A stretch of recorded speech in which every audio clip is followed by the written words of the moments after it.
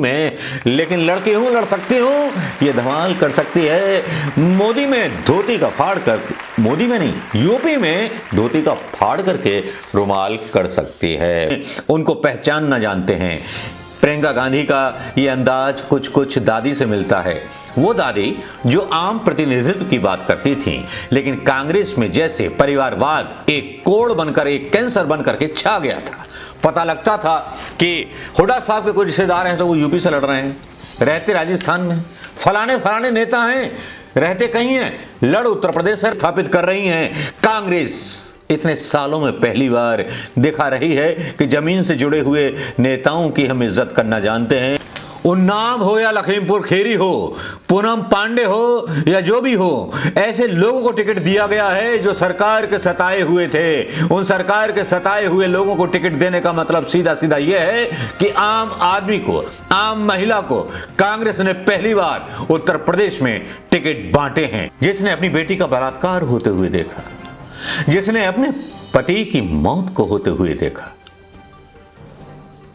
एक आम इंसान कभी सपने में सोच सकता था, एक आम महिला, कि वो घर के बाहर चार दीवारी से निकल करके किसी दिन एमएलए का इलेक्शन लड़ेगी?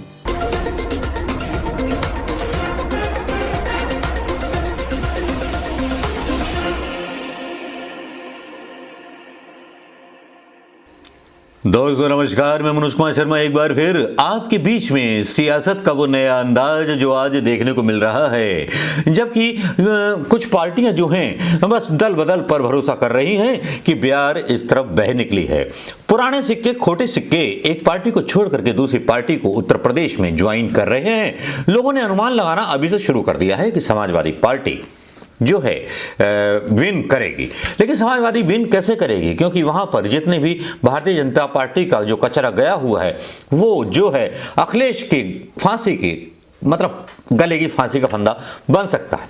अखिलेश सियासत की कितनी समझ रखते हैं, कितनी नहीं रखते, ये मुझे नहीं पता, लेकिन अपनी पार्टी के बारे में जो भी राष्ट्रीय अध्यक्ष होता है वो बहुत अच्छी तरह से जानता है कि उसको क्या करना है। लेकिन यहां पर प्रियंका गांधी एक मास्टर स्ट्रोक लगा करके आगे निकलते हुए दिखाई देने लगी हैं, क्योंकि आज कांग्रेस ने 125 उम्मीदवारों की लिस्ट जारी की और लिस्ट जारी करने के बाद उन लोगों को उन्होंने टिकट दिया। सबसे झटका जो था वो था एक उन्नाव की जो थी, क्या कहते हैं, बलात्कार पीड़िता, जिनको टिकट दिया गया और वाकई में बलात्कार पीड़िता की मां को टिकट दिया गया और उस पर जो था लोग बड़े आश्चर्यचकित रह गए। एक आम महिला जो अपने घर से कभी बाहर नहीं निकली होगी, जिसने अपनी बेटी का बलात्कार होते हुए देखा, जिसने अपने पति की मौत को होते हुए देखा,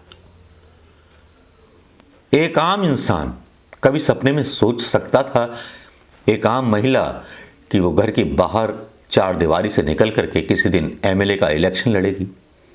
शायद सेंटा क्लॉज बन गई हैं प्रियंका गांधी सियासत की। ऐसी कई महिलाओं को, कई लोगों को उन्होंने टिकट दिया प्रियंका गांधी ने, जो सरकार के द्वारा सताए गए थे। प्रियंका गांधी का यह मास्टर स्ट्रोक साबित होगा या सियासत में बदलाव करेगा?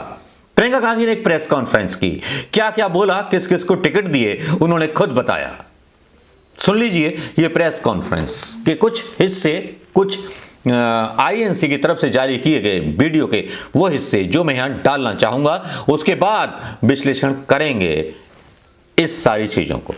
इसमें खास तौर से मैं आपको बताना चाहती हूँ कि हमारी उन्नाव की जो प्रत्याशी हैं, जो उन्नाव का बहुत बड़ा रेप का केस हुआ था, उनकी माताजी हैं आशा सिंह जी, वो चुनाव लड़ना चाहती हैं और हमने उनको मौका दिया है कि अपने संघर्ष को वो जारी रखें और जिस सत्ता के जरिए उनको दबाया गया, उनके परिवार के साथ तरह तरह के अत्याचार किए गए, उनके पति की हत्या की गई, उनके देवर जी आज भी जेल में हैं, उनकी बेटी का बलात्कार किया गया, उसके बाद एक्सीडेंट कराया गया, वही सत्ता अपने हाथों में लें और खुद के लिए अपनी लड़ाई लड़ें। इसी तरह से सोनभद्र में जो आदिवासियों के साथ हुआ था, एक नरसिंहार आपको याद होगा कि हुआ था, जिसमें 13 आदिवासियों की मौत हुई थी। उस समय एक लड़का, आदिवासी लड़का था रामराज गोंड, जिन्होंने उनकी आवाज उठाई, उनके लिए संघर्ष किया। आज रामराज गोंड हमारे जिला अध्यक्ष हैं, पिछले 2 सालों से हमारे जिला अध्यक्ष रहे हैं।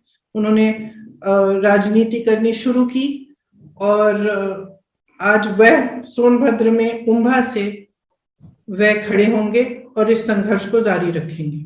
इसी तरह से आपको मालूम होगा कि आशा बहनों ने कोविड के समय कितनी बड़ी इस देश की सेवा की, कि अपने जीवन को ध्यान में न रखते हुए घर घर गई, सेवा की, जिसको कोरोना था दवाइयां पहुंचाई और उनका मानदेय कभी बढ़ाया नहीं गया।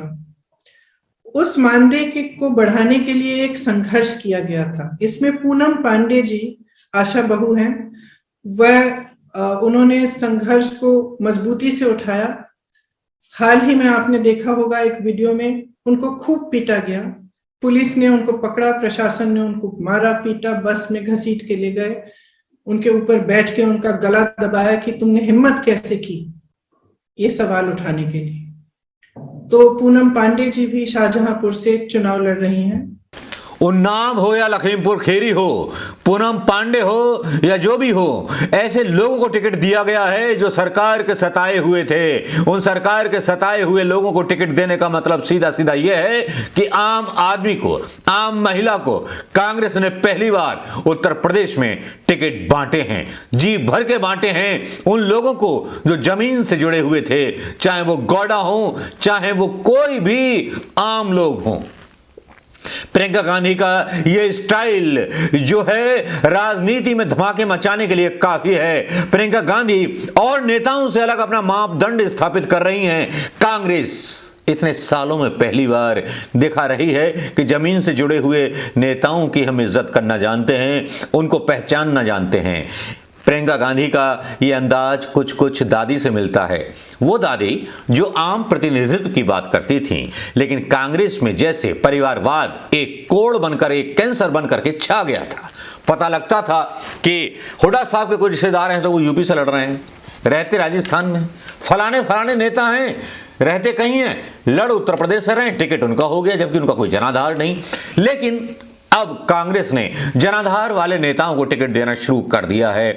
महिलाओं की भागीदारी ये बताती है, उन आम महिलाओं की भागीदारी जिनको कल तक कोई नहीं जानता था, ऐसे लोगों की भागीदारी जिनको एनआरसी मुद्दे पर जेल में रखा गया, 3-3 महीने जेल में सताया गया, सरकार के जुल्मों को जिन्होंने सहा। लगता है प्रियंका गांधी ने उन बागी लोगों को टिकट दिए हैं जिन्होंने लोकतंत्र को बचाने के लिए घाव खाए, लोकतंत्र को बचाने के लिए जेल गए, लोकतंत्र को बचाने के लिए जो था अपना सर्वस्व कुर्बान करने के लिए डट गए।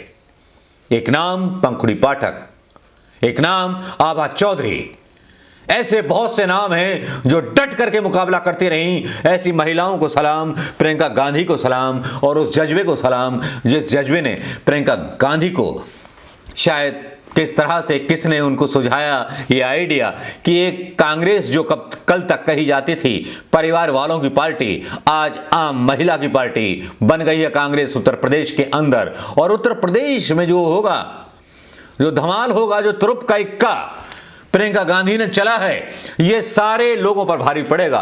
भले ही गोदी मीडिया कितने भी जोर लगा ले, बहुजन समाजवादी पार्टी वाले कितने भी यूट्यूबर्स को बुला करके ऐसे यूट्यूब वीडियो बनवा लें जिसमें यह कहा जाए कि साहब बहुजन समाजवादी पार्टी की मायावती आ रही हैं, मायावती को उनका कंटेस्ट साबित करने के लिए, उनसे ऊपर साबित करने की कोशिश की जा रही है।